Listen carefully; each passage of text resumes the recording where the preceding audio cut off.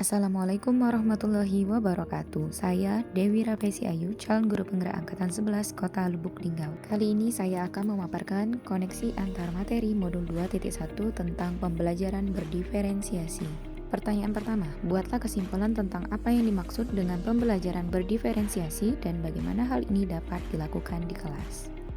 Pembelajaran berdiferensiasi merupakan pendekatan pengajaran yang memperhatikan keragaman, kebutuhan, minat, dan kemampuan individu dalam sebuah kelas. Tujuannya adalah untuk memastikan setiap siswa dapat belajar secara efektif dan optimal sesuai dengan keunikan mereka. Dalam pembelajaran berdiferensiasi, guru menyesuaikan konten, proses, produk, dan lingkungan belajar untuk memenuhi kebutuhan belajar yang beragam. Agar dapat menerapkan pembelajaran berdiferensiasi di dalam kelas, guru harus memahami kebutuhan belajar murid dan strategi penerapan pembelajaran berdiferensiasi. Adapun kebutuhan belajar murid ada 3. Yang pertama, kesiapan belajar, yang kedua, minat murid, dan yang ketiga, profil belajar murid. Selanjutnya, strategi penerapan pembelajaran berdiferensiasi. Yang pertama, konten, yang kedua, proses, dan yang ketiga, produk. Yang pertama, konten. Materi yang diajarkan harus disesuaikan dengan tingkat pemahaman, minat, dan atau profil belajar siswa. Misalnya memberikan teks bacaan materi dalam berbagai variasi bentuk. Yang kedua, proses. Metode pengajaran yang diberikan bersifat beragam dan bebas seperti diskusi kelompok, pembelajaran mandiri, atau proyek kolaboratif, dan lain-lain. Disesuaikan dengan gaya belajar siswa. Yang ketiga, produk. Siswa diberi kebebasan menunjukkan pemahaman mereka dalam memilih variasi hasil penugasan, seperti membuat PowerPoint, tulisan esai, infografis, poster, video, atau bentuk bebas lainnya.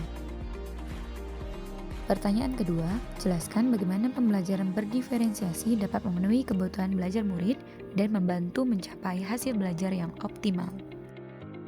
Dengan memperhatikan perbedaan individu, pembelajaran berdiferensiasi dapat membantu setiap siswa belajar dengan cara yang paling efektif bagi mereka.